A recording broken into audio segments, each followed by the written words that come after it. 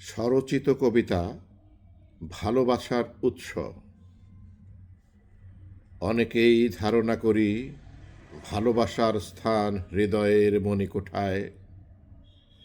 মণিকোঠা শব্দটি হয়তো কোনো কবি, সাহিত্যিক, দার্শনিক, লেখক বা কোনো ব্যক্তি ব্যবহার শুরু করেছিলেন।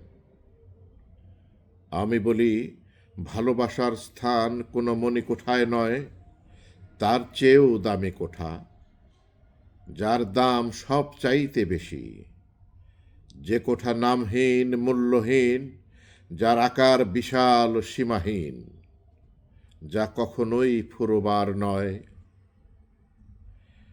ভালোবাসার কথা নিঃশেষ করে ভেঙে চুরে বলা যায় না, তাহলে তার সৌন্দর্যও থাকে না, সুবাসও থাকে না। থাকে না সদা চূড়ান্ত ও নতুন আনন্দানুভূতি, নতুন আবেগ, নতুন কান্না, নতুন হাসি, নতুন প্রেম।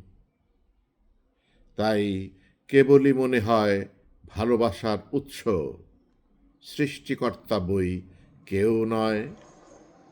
ধন্যবাদ।